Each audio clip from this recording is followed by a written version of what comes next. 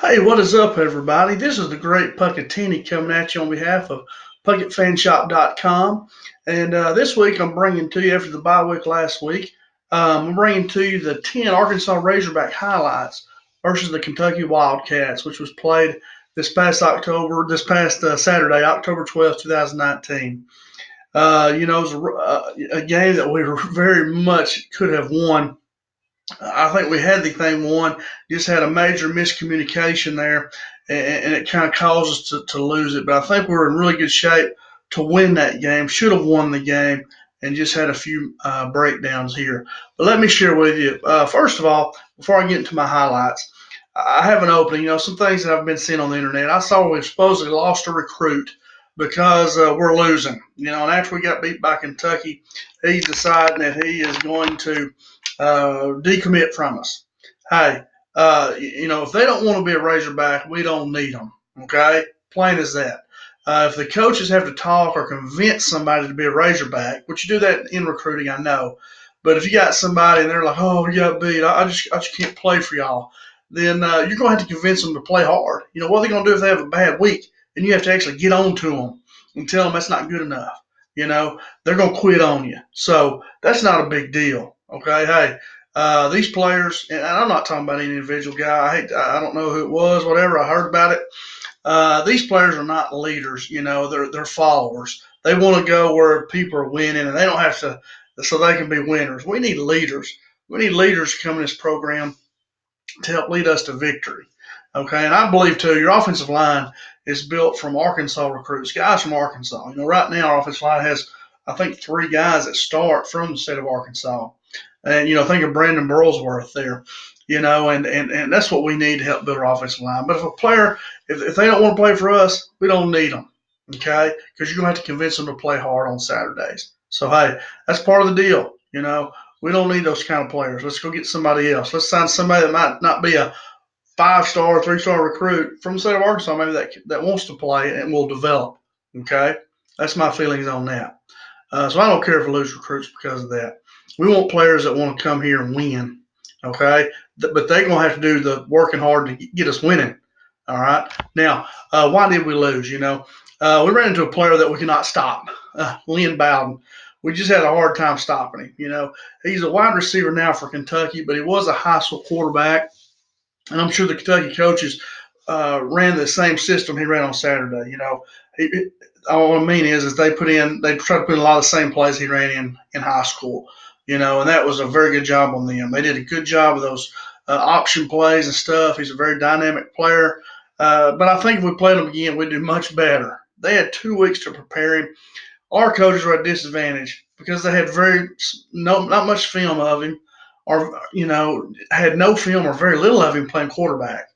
And I put here they probably should have watched some of his high school film. Maybe they did, just kind of get an idea and show the players how explosive this guy is and how you're going to play hard. Because players don't believe it until they see it. You can tell them this player's great, he's great, he can run this play good, but until they see it happens to him, they don't believe it all the way. And the proof is in the pudding. So, hey, we ran into a tough player, and we had this game won. Coach Chavis, I just got through watching their press conferences, and when they brought a blitz from the field, from the wide side of the field, when they didn't bring a blitz, but they had their defensive end loop inside, and they didn't want that guy to do it, the wide side. They wanted the guy on the short side of the field to do it, to loop in. And they miscommunicated that, so that left us without anybody over there with outside contain. And just so happens when you do that, Mecca, the way our season's going, they run right to where we were supposed to be, and we had nobody there. And if we stop them right there, we probably go and win the game. It's just big boo boo. It happens. You got young players. Big game mistakes happen. Should have won the game. Okay. I'm already halfway through my video, so let's get started on highlights. Number one, the Razorbacks did win the turnover battle again, which is great, but we only forced one turnover. We need more. We need more turnovers. It's not good enough for our defense to make stops. We need turnovers. One goal, and I'm sure they have goals, is we need 3 turnovers or more to win. We need turnovers. So we did win the battle. That's good, but we need more. Number two, freshman wide receiver Trey Lineburn from Warren, Arkansas. A lot of people are asking about him. Get him the ball more. And they're trying, guys. These coaches are trying to get him the ball, I promise you. He had a sensational 26-yard punt return down the sideline that set up our go-ahead touchdown, I believe. Uh, that equals out to almost 3 first downs right there. And he also had 62 all-purpose yards. So great game from a freshman. Good job, Traylon. All right. Once again, junior running back Hakeem Boyd from Houston, Texas. This young man continues his good season with another good game. He rushed for 134 yards on only 15 carries. He should have had more carries. Run him some more. Give him the ball.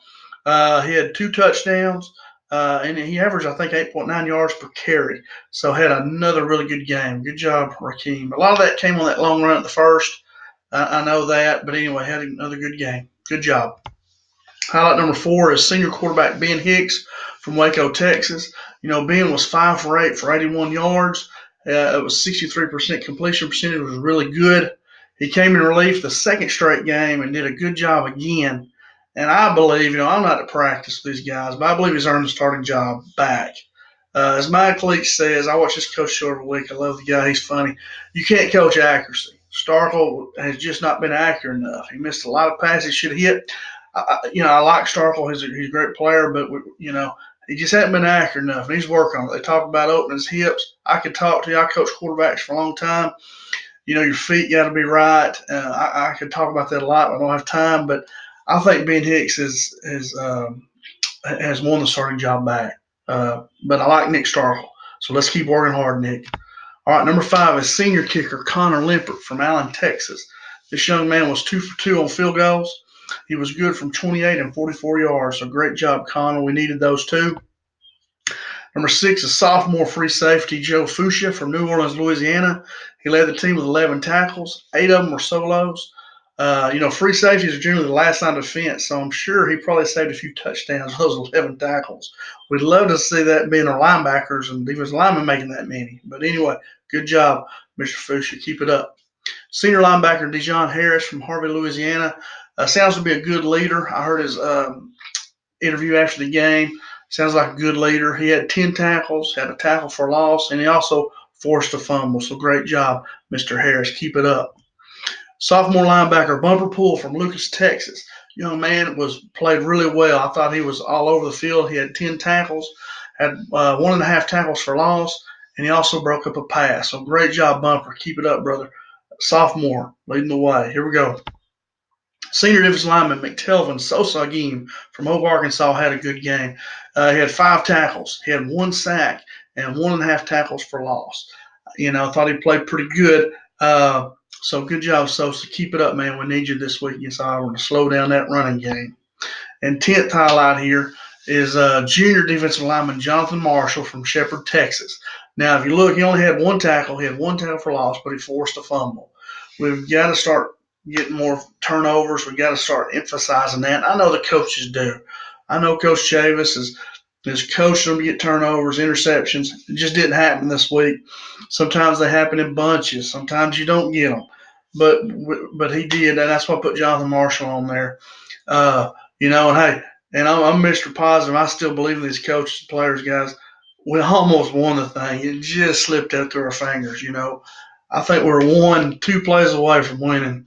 But anyway, don't lose faith. Hey, there's going to be a lot of big recruits on campus this weekend. Coach Morris is saying, you guys that get to go there and be positive. My daughter's got a cheerleading game Saturday. I won't be able to make it. My son's got a band game Friday night, high school game, so I won't be able to make it. But you guys that go, be positive and cheer on these guys so these recruits see that. So we can get them in here. We need, of course, we need these good players. Y'all know that. So we got a bunch of them supposed to be there this Saturday. Be positive. Cheer on those Hogs. Get behind them. It's Auburn's tough game. They're going to need y'all's help. Try to be loud, be proud, and help pull these Hogs through. They can play with Auburn. We just can't make any mistakes. Got to force turnovers. That quarterback is young. He'll throw some turnovers. We can get some pressure on him. Get some pressure, get some turnovers. We can be in this game. Okay? Thanks a lot for paying attention and listening, guys. Hogs, let's go get an Auburn Tiger. Let's bring home Big W. Let's shock the world. Y'all can do it. Here we go. See y'all next week. Bye-bye.